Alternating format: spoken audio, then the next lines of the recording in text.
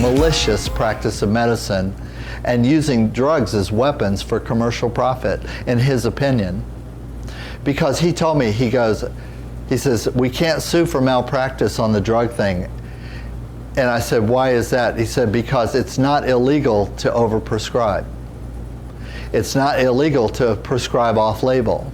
It's not illegal for Dr. A to write a prescription for something that Dr. B is treating and has already written another prescription for that's different, so that the patient can have 3 or 4 or 5 of the same prescriptions for the same illness from 3 different doctors, and all of those medications contradict each other, contraindicate each other. That's not illegal.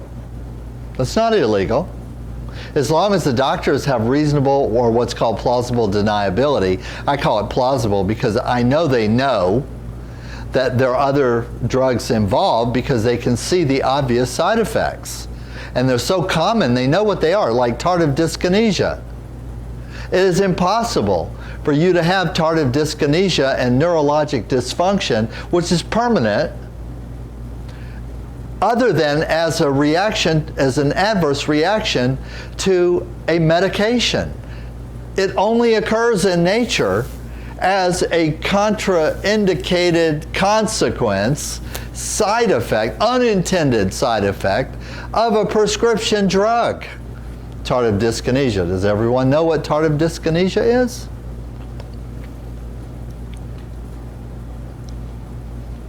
You ever be with a group of people and notice that somebody's going like this?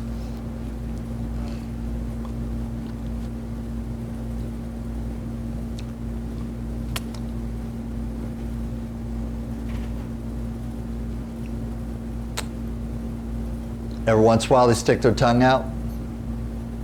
It's a side effect of psychiatric medication. Every once in a while they seem like they're tired all the time because they frequently yawn for no apparent reason. They could be completely refreshed and not tired at all. And they appear to yawn all day. That's actually an indication of psychiatric medication. That is not an indication of fatigue. Tongue darting is the #1 symptom. So as people are talking and they're going about their day and you're looking at them at Walmart or at the restaurant, and you look over and you see that little flick. You say, oh, their lips must be dry. Okay? No, they're medicated. And those tics, we call them, escalate over time until they could be completely disabling. The person loses the ability to speak or communicate. You said that was permanent? Yes. Even if they stop the psychological? Look up, get the Merck manual out. Merck, M-E-R-C-K. Look it up, Merck, M-E-R-C-K. Go ahead, look it up. Write that word down, because you're going to go online and you're going to look at the online Merck manual, which lists all the currently FDA approved drugs. Also lists the banned ones too, but it'll say these are banned, okay? And then it lists indications and contraindications, primary effects and effects that you don't want. And many, many drugs will list tardive dyskinesia as an unwanted side effect or a secondary effect that you don't like. And if you look up tardive dyskinesia, it will tell you that it is a permanent neurologic defect, which over time will evolve into a permanent disability over time. Now, if you stop taking the drugs and you do the detox, stop the Prozac, lithium, Librium, Valium, all of these drugs have this listed as side effect, all of them, okay? And all of their kin, Haldol, Thorazine, especially the really heavy hitters that are used institutionally. Thorazine was the first one that was researched because it would destroy you, okay? So you weren't depressed anymore, but you could no longer speak or communicate, and you had 24-hour tic and unconscious and uncontrollable physical motions, mostly in your face, which for most people is a little off-putting. It's a little off-putting, right? So if you stop at the early stages, you may reduce it from there, and you may not develop further. And actually, we've had a really good success with this. Because I've had students, I'm not saying anybody in this class, but because I'm trained, I can spot it a mile away. And so I have students, and they're obviously medicated. And you say, well, how do you know I'm medicated? Because I'm trained to know. I'm educated to know. I'm an expert in iatrogenic medicine. In other words, I can spot bad medicine consequences. I know what a bad surgery looks like. I know what a bad procedure looks like. I know what a botched boob job looks like. I know what tardive dyskinesia looks like. After you study these things, and by the way, iatrogenic medicine is a subspecialty of medicine now. It's so common and so important, you can now go to medical school and just specialize in that, recovering the damage done by other doctors. That's your medical specialty. And you'd be quite successful if you went into that right now, because there is so much damage, so much chaos caused by the practice of medicine. So, but back to, I was talking earlier about the allopaths, okay? And so the allopaths were considered quacks and were considered dangerous, and they would be constantly made fun of in newspapers with cartoons, showing them doing their really crazy things like, you have low energy, right? And so what we do is we do bloodletting and leeches until you die. And then we call that medicine. We do bloodletting and leeches until you're at death's door. And then maybe we back off long enough so you can have a few days left to say goodbye to your family. And then the allopaths would say, we did the best that we could. So we took somebody who was depressed and had low energy, and we literally sanguinated them. And actually did not for 500 years, well, not 500 years, for 150 years did not catch on that when I wound you and remove the blood from your body, that there's probably going to be a harmful consequence. Even though people knew, even back then, 150 years ago, 200 years ago, they knew that if you were stabbed with a knife or run through with a sword or had some accident where your body was pierced and all the blood would run out, that wasn't a good thing, that you would want to stop the outflow of blood. That's something, maybe they didn't understand blood completely, but they knew that you weren't good to go without it. And in a situation where you had an amputation or a wound or a piercing of the body where it was arterial and the blood came out like a stream, everybody knew you were supposed to stop the outflow. If nothing else, stop the blood loss. And here we had an industry of medicine that was based on removing it from you. That's the first primary medical procedures of allopathic medicine. Bloodletting, leeches. That's how our first president died. He was exsanguinated by his personal physician. Now, if his personal physician had come into his room where he was suffering from flu and had just stabbed him to death, he would have been probably hung for treason and for murder. But because he did it slow, with a stethoscope around his neck, mumbling Latin words, it was, he died of his disease, and the medicos did the best that they could.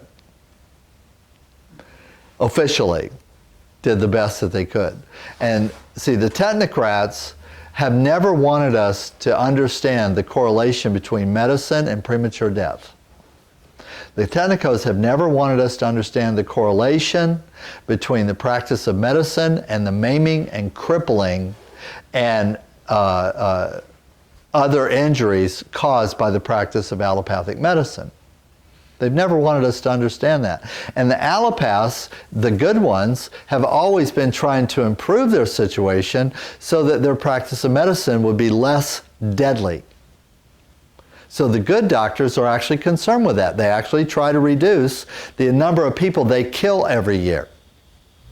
But even altogether, though, they still off between, on the lowest possible statistic, 450,000 people a year die of iatrogenic malpractice, malicious negligence, or common stupidity, lack of common sense, i.e., if you bleed them out, they're not going to recover. Okay? If you use something in a surgery that's not sterile, and if you leave your lunchbox sewn up in somebody's abdomen after the surgery, then there's probably going to be a problem with them at some point in the future. And trust me, if you can look up foreign objects found in patients after surgery, how about that as a search stream? Little Boolean search stream. Foreign objects found in patients after surgery. That long the list. That long the list. Some are really common, you know, because then you can go most common things found in patients' bodies after, foreign objects found in patients' bodies after surgeries. And then you're going to have a whole like towels and scrubs and mask, towels, scrubs, gloves, mask, scissors, forceps, clamps, retractors, sponges, lighter. Don't know how the lighter. You're not even supposed to be smoking in there. How could a lighter end up in the patient? Wire, miscellaneous wire, bits of plastic, springs. Oh my God. Oh my God, it's just crazy. And yet, in natural medicine, okay, it doesn't mean that we're 100% successful, and it doesn't mean that we're immortal and that no one ever dies, because that's not our objective. See, we're not trying to make people immortal, okay? What we're trying to do is create the highest and most functional quality of life for the life that you have, and that you be able to live the full, as Ayurveda says, that you be able to live the potential, to express the potential of the fullest expression of your life for the full term of your natural life. That's the way it's expressed in the Charaka Samhita. So, cut, burn, and poison, that's I didn't make that up, that's a term used to describe allopathy since the 1800s. It's a term used in Benjamin Luss' omnibus on what is naturopathic medicine, okay? And that was the last really great book on naturopathy published before naturopathy was banned as a medical practice in the United States in favor of creating an allopathic monopoly based on drugs and surgery and using poisons to cure people. And then we changed the law, which still exists today. It is illegal to use the word cure in a medical application unless that cure is facilitated by an FDA-approved chemical pharmaceutical drug. That's the law of the land as of today. So you wonder why more doctors aren't into natural medicine. Well, first reason is it's illegal. It's illegal for them to be into natural medicine. So every doctor that still has a license that talks about natural medicine, they're always at risk of losing their license or being censored or being chastised or having their license pulled or whatever, just because they say that they're recommending or might recommend a non-FDA'd substance of any kind to cure anything. That's illegal in the United States. It's illegal in Canada. It's illegal in England. except England's a little better than us in that they allow for homeopathics. Okay, so you can buy legally in a pharmacy, you can buy homeopathics that are not FDA approved. And that's because of King Henry VIII. King Henry VIII passed the Herbalist Charter and banned allopaths and allopathic medicine and allopathic medical societies from interfering with the practice of real medicine. Get it? Isn't that funny? Ban them from interfering with real doctors. It's called the Herbalist Charter of King Henry VIII. I'll show you a copy of it later. It's actually in the Legal Guidelines book, and you can read it yourself, okay? And that's because the quacks of the allopaths were widely known that they mostly just did fakery and killed people for money. And that they would promise you the moon, and likelihood that you would survive is very, very small. And they would manage to take all of your wealth from you. And that was the origin of the psychiatric hospitals and sanatoriums. It was a way. So let's say you have a rich family and you have a nephew who is non-compliant. He's not compliant. He's just not compliant. Doesn't follow the family rules. Doesn't do what he's told. He dates the wrong people. He's got wild. You will grow to be tall, staring out over miles of land without it.